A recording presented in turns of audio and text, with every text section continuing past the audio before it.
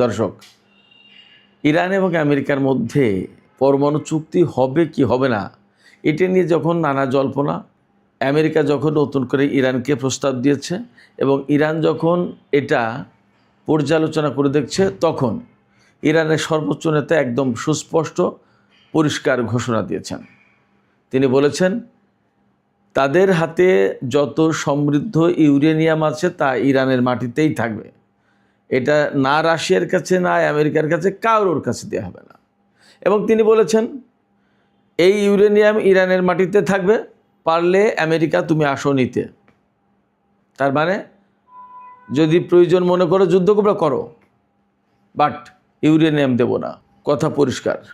এপাশে আমেরিকার অবস্থান হচ্ছে যে কোনো মূল্যেই ইউরেনিয়াম তারা নেবে। এবং আপনারা খেয়াল করেছেন তারা কিন্তু ইউরেনিয়াম ইরানের কাছ থেকে ছিনিয়ে নেওয়ার জন্য পাইলট উদ্ধারের নামে ইস্পাহান এলাকায় তারা কিন্তু একটা কমান্ডো অভিযান চালিয়েছিলেন এবং তাতে তো মারাত্মক রকমের বিপর্যয়ের মুখে পড়েছে।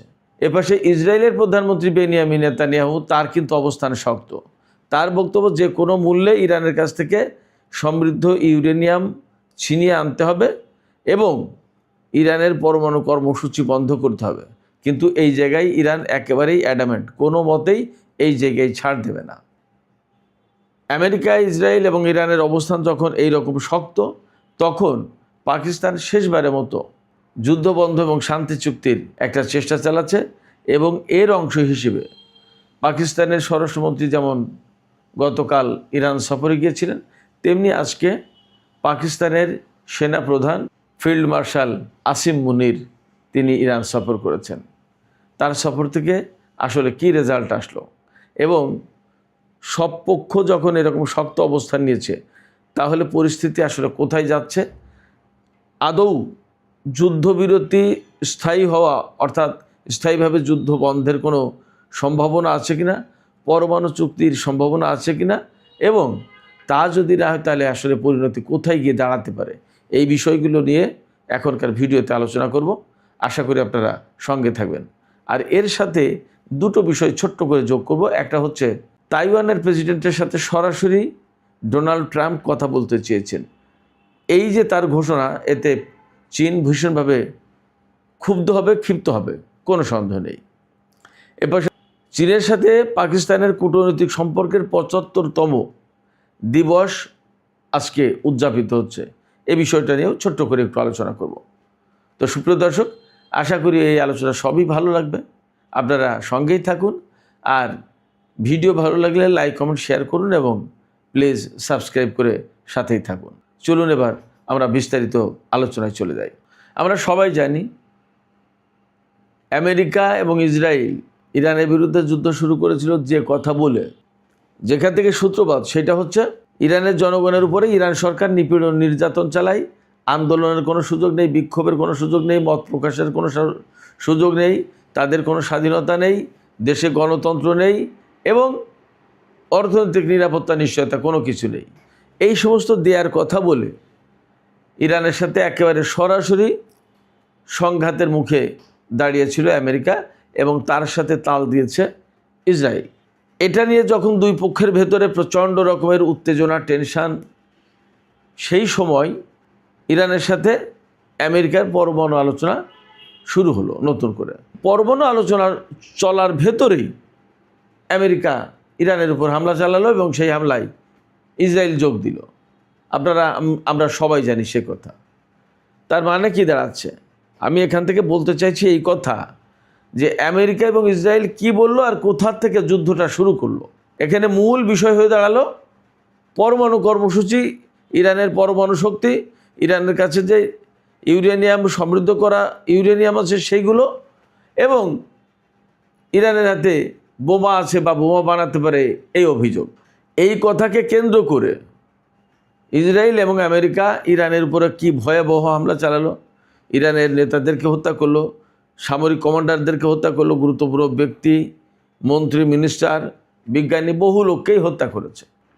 এই যুদ্ধের পরেও ইরানকে এমন কথা বলতে বাধ্য করাতে পারিনি, অথবা ইরানকে এমন কোনো জায়গায় নিয়ে যেতে পারিনি যেখান থেকে ইরান বলতে বাধ্য হয় যে ঠিক আছে আমরা পরমাণু কর্মসূচি বন্ধ করলাম, আমরা আর পরমাণু কর্মসূচি পরিচালনা করব না, অথবা আমাদের হাতে যে সমৃদ্ধ ইউরেনিয়াম আছে আমরা সেটা দিয়ে দেব, এ সমস্ত কথা বলেনি। শুধু তাই না, আজ পর্যন্ত আমেরিকা যতগুলো দাবি করেছে তার একটা দাবি তো কার্যত ইরান রাজি হয়নি। রাজি হয়েছে কোথায়? রাজি হয়েছে একটা জায়গায়, আলোচনায় বসার জন্য। ঠিক আছে, আলোচনায় বলবো, কিন্তু এখন ইরান যে কথা বলে সেই কথার তো খুব গুরুত্ব আছে। ইরান বলে কি, আমেরিকার সাথে যে আলোচনায় বসবো তাদের উপরে তো আমাদের কোনো ভরসা নেই, এবং তারা বিশ্বাস ভঙ্গ করবে, বিশ্বাস রাখবে না, আমরা যে আস্থা রাখবো সেই আস্থার মূল্য দেবে না। কীরকম? আমি এখানে যদি ছোট্ট একটা উদাহরণ দিই তাহলে আপনাদের কাছে ক্লিয়ার হবে। ধরুন, আমেরিকা বহু বছর ধরে একটা নীতি অনুসরণ করে আসে যে তাইওয়ান চীনের অংশ। চীন সবসময় বলে তাইওয়ান আমাদের অংশ, অর্থাৎ তাইওয়ান বলে আলাদা কোনো রাষ্ট্র নেই, তাইওয়ান হচ্ছে চীনের অংশ এবং চীন সেখানে সার্বভৌমত্বের অধিকারী। এক চীন, চীন একটাই। আমেরিকা কিন্তু এটা স্বীকার করে এবং বিশ্বের ম্যাক্সিমাম দেশ এটা স্বীকার করে। স্বীকার করার পরেও আপনার তাইওয়ানের প্রেসিডেন্টকে আমেরিকার সফরে দাওয়াত দেয়, আমেরিকা সফরে যায়, তাইওয়ানের কাছে কোটি কোটি ডলার মূল্যের অস্ত্র বিক্রি করে আমেরিকা। তাইওয়ানের সাথে প্রকৃতপক্ষে ব্যবসায়িক লেনদেন থেকে শুরু করে কূটনৈতিক লেনদেন সব কিছু ঠিক রাখে। তার মানে কি দাঁড়ালো? তার মানে দাঁড়ালো যে আমেরিকা চায়নাকে বলে যে ঠিক আছে, আমি তাইওয়ানকে আলাদা রাষ্ট্র হিসেবে স্বীকৃতি দিলাম না, এক চীন নীতি অনুসরণ করলাম, অথচ তার কাছে অস্ত্র বিক্রি করলো। তাকে স্বাধীন করার জন্য অস্ত্র দিচ্ছে কেন? তাকে স্বাধীন রাষ্ট্র হিসেবে স্বীকৃতি দেওয়ার কারণে তো মূলত অস্ত্র দিচ্ছে, এবং তাকে পুরোপুরি স্বাধীন বানানোর জন্য নানা রকম উস্কানি দিচ্ছে। এক সপ্তাহ আগে ডোনাল্ড ট্রাম্প চীন সফর করে গেলেন। চীনের সাথে কত মাখামাখি, কত খোঁজ গল্প, কত প্রশংসা, এবং চীনের সাথে ব্যবসা বাণিজ্য করার কত একটা ইচ্ছা প্রকাশ করে গেলেন। এক সপ্তাহ যেতে না যেতে সেই ডোনাল্ড ট্রাম্প ঘোষণা দিয়েছেন তিনি তাইওয়ানের প্রেসিডেন্টের সাথে সরাসরি কথা বলতে চান।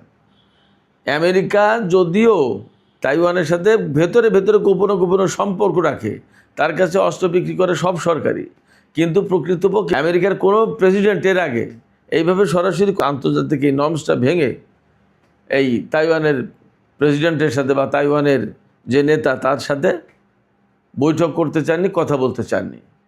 কিন্তু ডোনাল্ড ট্রাম্প এবার সেই ঘোষণা দিলেন। এর মানে হচ্ছে চীন ট্রাম্পের সাথে আবার ক্ষুব্ধ হবে, আমেরিকার সাথে আবার চীনের টানাপোড়েন মারাত্মক রকমের তৈরি হবে। তার মানে ডোনাল্ড ট্রাম্প চীন সফরে গিয়ে সম্পর্ক ঘনিষ্ঠ করার চেষ্টা করেছিল, সেটা নিজেই এক সপ্তাহের ভিতরে আবার ধ্বংস করে দিলেন। তো এই যে এক সপ্তাহ আগে তিনি কি বললেন আর এক সপ্তাহ পরে তিনি কি বলছেন, তার মানে তার কথায় কোনো কনসিস্টেন্সি নেই।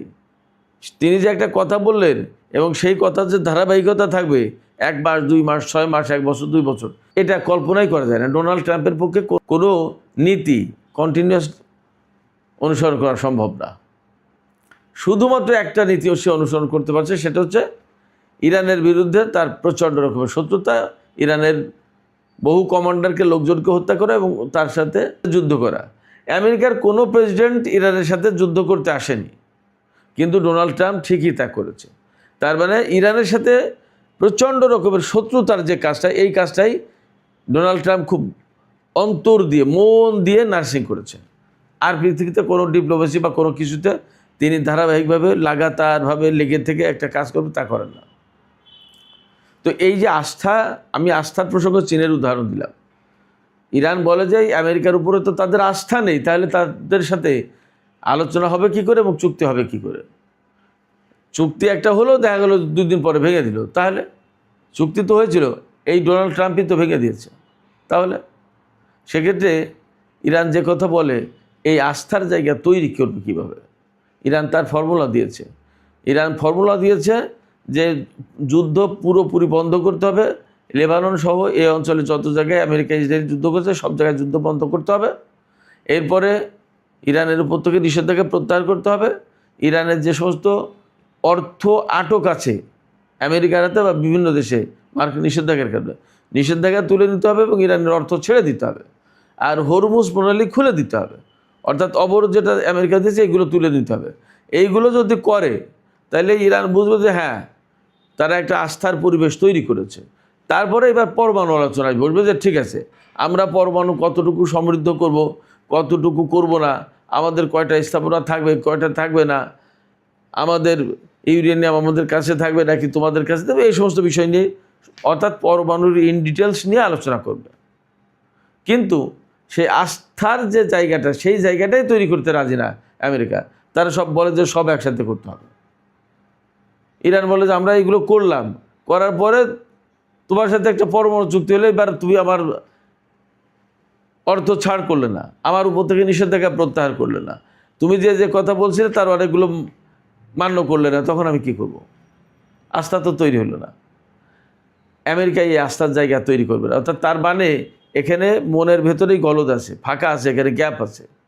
মানে কোনো রকম ফুসলাই ফাসলাই চাপ সৃষ্টি করে নানান কায়দায় কাকুতি মিনতি করে যেভাবেই হোক একটা চুক্তি করার পরে এবার ইরানের সাথে সে আবার শুরু করবে। কিন্তু ইরান, আমেরিকা ইসরায়েলের এই ফাঁদে পা দেবে না কোনো মতেই।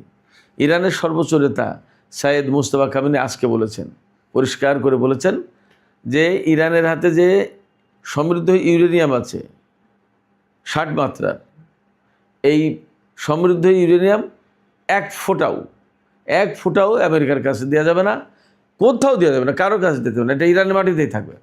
একদম পরিষ্কার ঘোষণা। শুধু তাই না, তিনি একথাও বলেছেন, তিনি বলেছেন, অর্থাৎ ইরানের সর্বোচ্চ নেতা বলেছেন যে এই সমৃদ্ধ ইউরেনিয়াম ইরানের মাটিতেই থাকবে, এখানে থাকবে, যদি পারো আমেরিকা আসো, এই সমৃদ্ধ ইউরেনিয়াম নিয়ে যাও। তার মানে কি?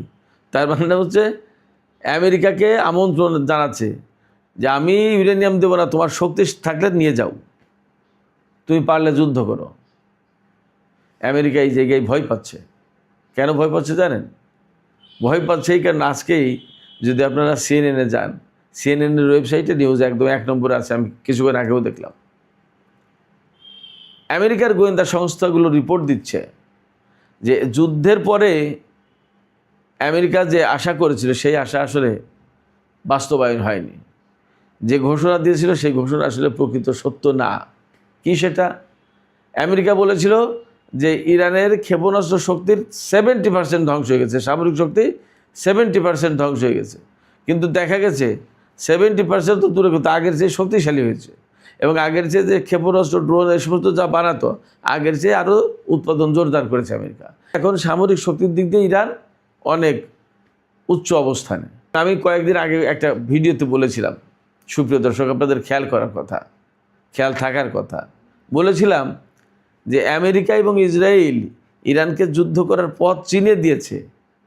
ইরানের সামনে এখন পথ পরিষ্কার। সেক্ষেত্রে যতদিন যাবে ততই আমেরিকা এবং ইসরায়েল ইরানের সামনে বিপদের মুখে পড়বে। কারণ কি?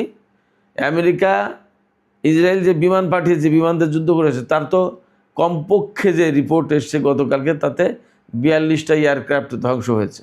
এর ভিতরে F-15 এবং F-35 তো রয়েছে। তো যখন এই সমস্ত বিমান ভূপাতিত করার কৌশল ইরান জেনে গেছে, এখন আমেরিকা বা ইসরায়েল ইরানের দিকে বিমান পাঠাবে আর ইরান সেগুলো শুটডাউন করবে সহজেই, একদম পরিষ্কার। তো আবার এই যে ধরুন তাইওয়ানকে নিয়ে ডোনাল্ড ট্রাম্প যে ঘোষণা দিল, তাহলে চীন আরও বেশি ইরানকে সহযোগিতা করা শুরু করে দেবে। আর রাশিয়া তো দিচ্ছেই। চীন রাশিয়া অস্ত্র এবং তাদের স্যাটেলাইট সহযোগিতা থেকে শুরু করে যে ধরনের সহযোগিতা প্রয়োজন ইরানকে তারা দিয়েছে বা দিচ্ছে। তাহলে সেই জায়গায় আমেরিকা কোনো মতেই খুব ইজিলি যুদ্ধ শুরু করতে পারবে না, এবং এটা পারবে না বলেই ডোনাল্ড ট্রাম্প আসলে যুদ্ধ করতে চায়নি। তিনি ভয় পাচ্ছেন কেন? আমি বলছি, যে বিমান দিয়ে যুদ্ধ করবে সেই বিমান ধ্বংস করার সিস্টেম জেনে গেছে ইরান। যখন সিস্টেম জেনে গেছে তখন তো বিমান পাঠালেই সেটা ভূপাতিত হবে। তাহলে কি করবে? এবং একদম আন্তর্জাতিক গণমাধ্যমের, ইসরায়েলের গণমাধ্যমের, আমেরিকার গণমাধ্যমের খবর, আমেরিকা এবং ইসরায়েলের হাতে অস্ত্রের পরিমাণ মারাত্মকভাবে কমে গেছে। শুধু তাই না, ইসরায়েল অর্থ কষ্টে ভুগছে। তাহলে এই পরিস্থিতিতে আমেরিকা বা ডোনাল্ড ট্রাম্প আসলে যুদ্ধ করতে চাইছে না। ওই যে বলছে না যে নেতানিয়াহুর সাথে ঝগড়া হয়েছে, ব্যাপক উত্তপ্ত বাক্য বিনিময় হয়েছে, হট টকিং হয়েছে টেলিফোনে। এর কারণ কি? এর কারণ ডোনাল্ড ট্রাম্প যুদ্ধ করতে চায় না, নেতানিয়াহু ছাড়বে না, যুদ্ধ তাকে করতেই হবে, নেতানিয়াহুর চাপ। এই জায়গায় ডোনাল্ড ট্রাম্পের সাথে নেতানিয়াহুর এখন বনিবনা হচ্ছে না আসলে খুব একটা। তো এই পরিস্থিতিতে দুই পক্ষ যখন খুব অনড় অবস্থানে, পরমাণু ইস্যুকে কেন্দ্র করে বেসিক্যালি, তখন পাকিস্তানের পক্ষ থেকে যার পর ন্যায় চেষ্টা করা হচ্ছে যে যদি কোনোভাবে দুই পক্ষকে একটা জায়গায় আনা যায় যেখান থেকে একটা চুক্তি করা যায়, শান্তি চুক্তি করা যায়। আর পাকিস্তানের পক্ষ থেকে এই চেষ্টা এত কেন, আমি সবসময় বলেছি যে পাকিস্তান আসলে আঞ্চলিক অবস্থান থেকে আন্তর্জাতিক অবস্থানে পৌঁছাতে চাচ্ছে এবং একটা সুনাম সুখ্যাতি অর্জনের চেষ্টা করছে। এবং আমেরিকা ইসরায়েলের সাথে ইরানের যে যুদ্ধ, এটা তো একটা ইতিহাস ব্রেক করা ঘটনা। এই ইতিহাস ব্রেক করা ঘটনার মধ্যস্থতাকারী হিসেবে নিজেদের নাম ইতিহাসের স্বর্ণাক্ষরে লিখতে চাই। শুধু তাই না, এই চুক্তিটা যদি হয় তাহলে পাকিস্তানের সেনাপ্রধান বা রাষ্ট্র হিসেবে পাকিস্তান বা পাকিস্তানের প্রধানমন্ত্রী তারা শান্তিতে নোবেল পুরস্কার পেতে পারেন। বিরাট বড় একটা অর্জন হবে তাদের জন্য। সেক্ষেত্রে পাকিস্তানের পক্ষ থেকে ব্যাপক চেষ্টা আছে। এই চেষ্টা সফল হবে কিনা আমি জানি না, আমার সন্দেহ আছে। আমার সন্দেহ আছে মূলত এই কারণে যে ইরান কোনো মতেই পরমাণু কর্মসূচি বন্ধ করতে রাজি হবে না একদিনের জন্য, আর সমৃদ্ধ করা ইউরেনিয়াম দেবে না। তাই যদি না হয় তাহলে আমেরিকার সাথে ইরানের চুক্তি হওয়ার সম্ভাবনা খুবই কম। এছাড়া হরমুজ প্রণালী যেটা বর্তমানে আছে টোল সিস্টেম করে তাদের নিয়ন্ত্রণ নিয়ে, এটা থাকবেই, এটাও ছাড়বে না। তা যদি না ছাড়ে তাহলে আমেরিকা কী নিয়ে চুক্তি করবে, সেটা কিন্তু আর একটা প্রশ্ন। ফলে দেখা যাচ্ছে যে এই চুক্তির সম্ভাবনা আসলে আমার কাছে মনে হয় কম। যাই হোক সুপ্রিয় দর্শক, আমার সন্দেহ থাকতেই পারে, আপনাদের কি মনে হয় সেটা আপনারা একটু কমেন্টে জানাবেন। আর শেষ বেলায় পাকিস্তানের সাথে চীনের যে ৭৫ বছর সম্পর্কের যে বার্ষিকী উদযাপন করছে সেই সম্পর্কে একটু বলি। চীন পাকিস্তান প্রতিবেশী দেশ, চীন ভারত প্রতিবেশী দেশ, আবার চীন ভারত প্রতিবেশী দেশ, অর্থাৎ ভারত পাকিস্তান এবং চীন তিনটাই প্রতিবেশী দেশ। এর ভিতরে মজার ব্যাপার হচ্ছে চীনের সাথে পাকিস্তানের সম্পর্ক খুবই খুবই গাঢ়, ঘনিষ্ঠ, এবং এত ঘনিষ্ঠ মিত্রতা খুব কম দেশেরই আছে পৃথিবীতে। চীন আর পাকিস্তানের যে অবস্থা, এত লম্বা সময় ধরে এত ঘনিষ্ঠতা, বিরাট ব্যাপার। সেখানে ভারত যদিও এখানে একটা বড় দেশ, তার জনসংখ্যা প্রচুর, কিন্তু আসলে তার অর্থনীতির যে অবস্থা তাতে খুব বড় ফ্যাক্টর না। তো সেই জায়গায় চীন এবং পাকিস্তানের মতো দুটি দেশের সাথে তাকে অল টাইম মোকাবেলা করে যেতে হচ্ছে। এই দুটো দেশকে সামাল দেওয়ার জন্য তাকে সামরিক খাতে প্রচুর খরচ করতে হয়। সেক্ষেত্রে ভারতের অভ্যন্তরীণ যে অর্থনীতি আরও সুন্দর করবে, অনেক বাড়িয়ে তুলবে, সেই সুযোগ কিন্তু খুব একটা নেই। আফগানিস্তানকে কেন্দ্র করে ভারত যে সুবিধাজনক একটা অবস্থায় চলে গিয়েছিল, সেই অবস্থাটাও ভেঙে গেছে। এই জায়গায় পাকিস্তানের সাথে চীনের যে সম্পর্ক বা চীনের সাথে পাকিস্তানের যে সম্পর্ক, এটা দিন দিন শক্তিশালী হচ্ছে এবং অন্যরকম উচ্চতায় উঠছে। এবং আঞ্চলিক ক্ষেত্র নয় শুধু, এখন আন্তর্জাতিক পর্যায়ে চীন পাকিস্তানের সম্পর্ক একটা মডেল হয়ে দাঁড়িয়েছে এবং চীন আর পাকিস্তানের সম্পর্ক আন্তর্জাতিক অঙ্গনে গুরুত্বপূর্ণ প্রভাব ফেলছে। এই জায়গায় আমার ছোট্ট একটা পরামর্শ থাকবে, চীন আমার জানা মতে কোনো দেশের সাথে সহজে দ্বন্দ্বে জড়ায় না, এবং কোনো দেশকে যদি সে মিত্র হিসেবে গ্রহণ করে তাহলে তার জন্য কিন্তু সে অনেক কিছু করতে চায়। আমাদের বাংলাদেশের যে ভৌগোলিক অবস্থান এবং আমাদের যে ভূ রাজনীতিক যে আন্তঃসম্পর্ক বিভিন্ন পর্যায়ে প্রতিবেশীদের সাথে, তারপর আরও আন্তর্জাতিক অঙ্গনে, এই পর্যায়ে চীনের সাথে আমি মনে করি বাংলাদেশের একটা বিশেষ ঘনিষ্ঠতা, বিশেষ সম্পর্ক গড়ে তোলা দরকার।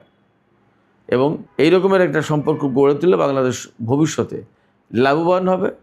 চীনের কাছ থেকে বাংলাদেশ সম্ভবত হারবে না।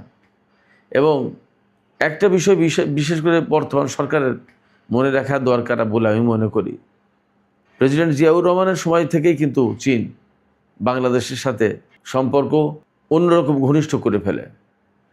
এই ইতিহাস, এই প্রেক্ষাপটগুলো সামনে রেখে আমি মনে করি যে চীনের সাথে বাংলাদেশের সম্পর্কটা অন্যরকম ঘনিষ্ঠতায় নিয়ে যাওয়া দরকার। বিশেষ ঘনিষ্ঠ মিত্র হিসেবে বাংলাদেশ চীন একে অপরকে গ্রহণ করতে পারে। সুপ্রিয় দর্শক, এই ব্যাপারে আপনাদের মতামত কি সেটাও আপনারা জানাতে পারেন। আর এরই সাথে এখনকার আলোচনা শেষ করছি। আপনারা সবাই ভালো থাকুন। আল্লাহ হাফেজ।